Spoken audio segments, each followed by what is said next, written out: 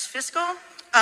With $450 million FEMA dollars being reallocated to open Alligator Alcatraz and $600 million taxpayer FEMA dollars being used to now open more concentration camps and ICE burning through $8.4 million a day to illegally detain people, how much does it cost for fascism? How much do the taxpayers have to pay for a fascist country?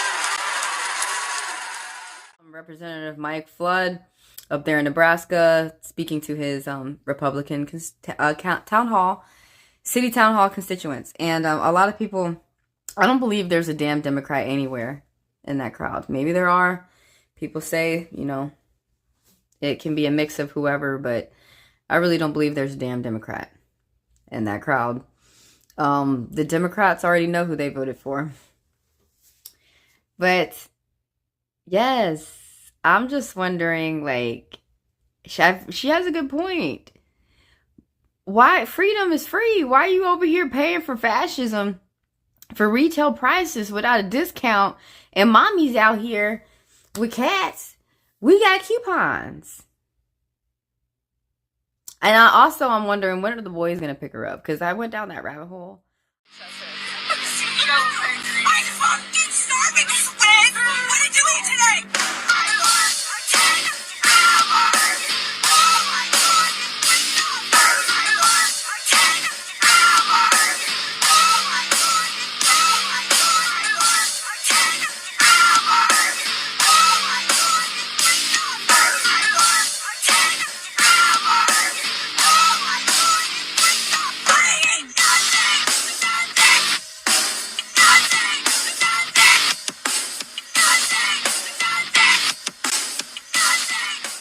And now it's like nobody's safe. Golden people, people with honey skin, people who are light skinned, Latinos, US citizens, black, white, blondies, white girls.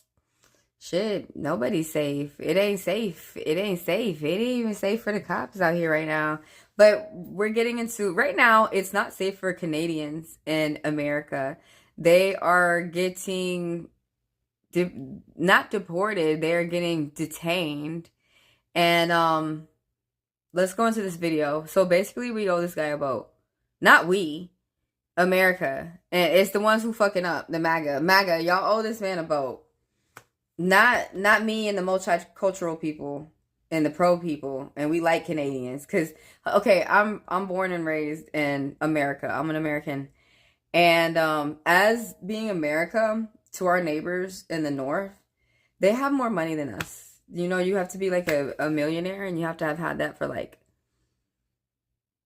10 years in order to, if you live in America, in order to apply to live in Canada. Get into it though. We owe this man a boat. This is really fucked up. Bless you, man. I apologize. We're gonna be the same. You see, it comes and goes. It's like, stop it.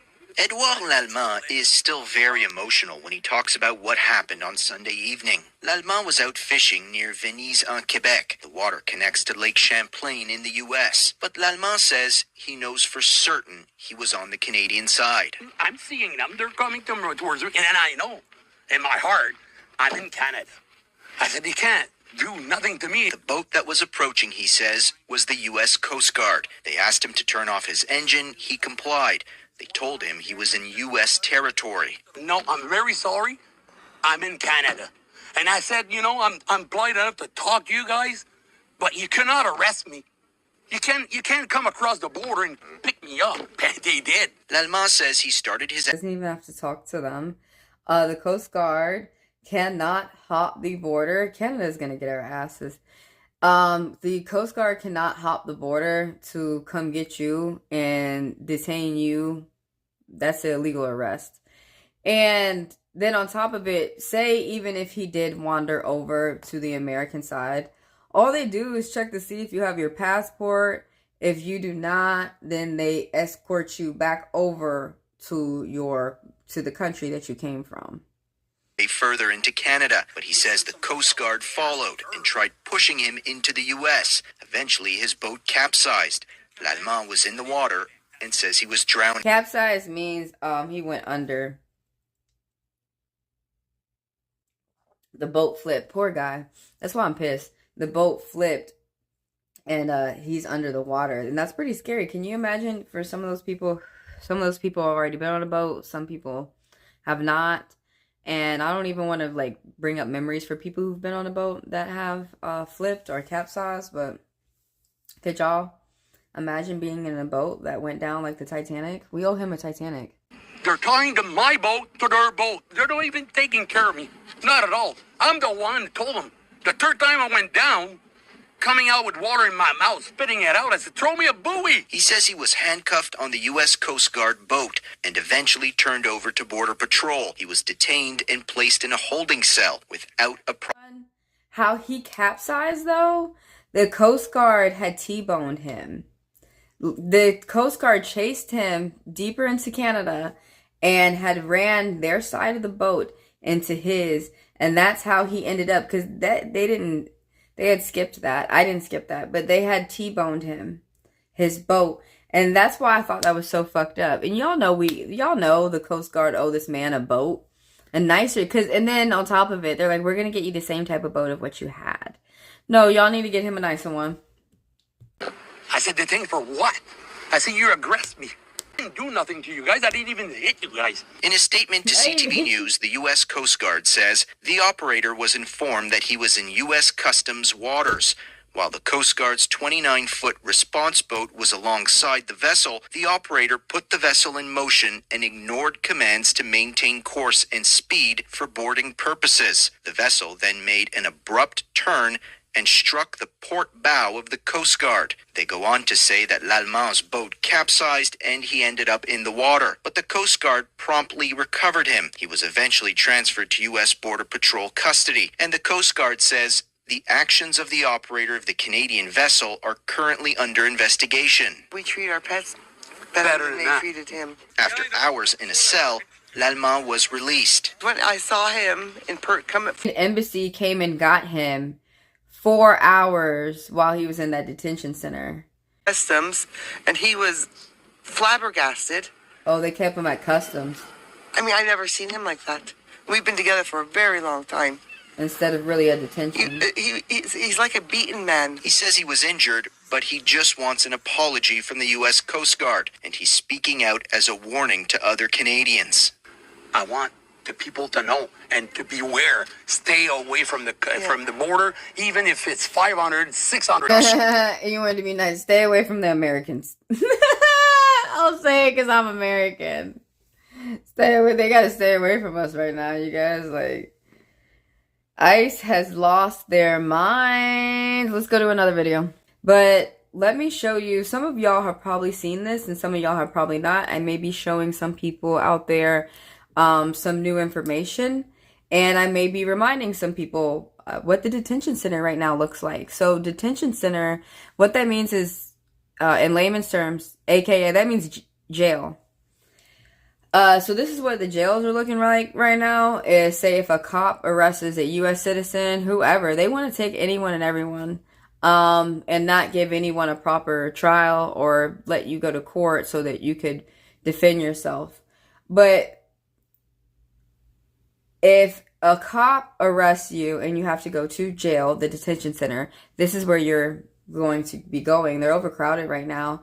And I don't even understand how the fire marshal isn't getting some of these places. Some of these places are like 3 times packed over the limit of the capacity of the people that they can hold in the facility. So like they really can't even be taking any more people for some cities, for some places or towns. And also, when ICE arrests people, they don't have a proper, because ICE has never been acting like this before, they don't have a proper facility to take people. So they're just taking people to the detention center. They're sharing the same place as the cops, and that was not designed to be like that. And plus, keep in mind, ICE are not cops. They are not trained like cops. Cops don't know the law. ICE really don't know the law. And ICE thinks that they're just allowed to get paid to be Nazi bullies.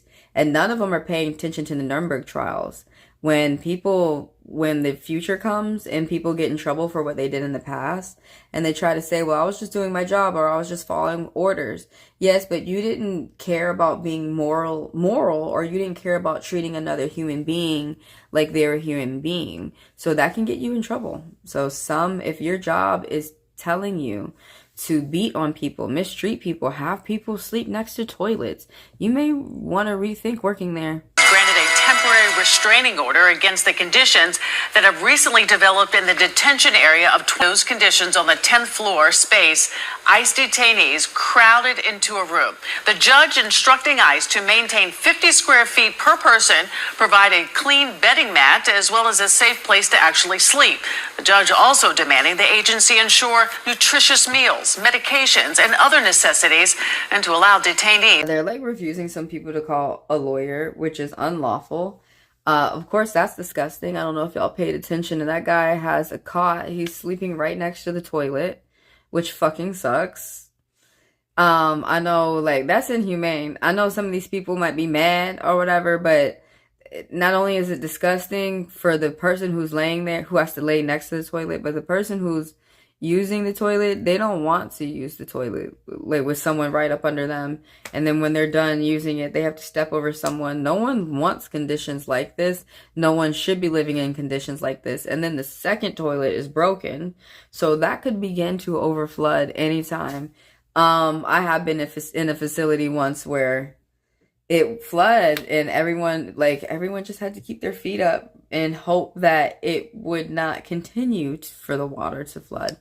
And yeah, so at least the judge has they said ICE has to clean up. we will see if they are actually going to listen to the judge, because so far they don't do that. And then they have Supreme Court wrapped around their little finger, where Supreme Court does what they say instead of them doing what the Supreme Court says. Interesting how that court makes any money, or how they're not being investigated by JQC for being a clown court.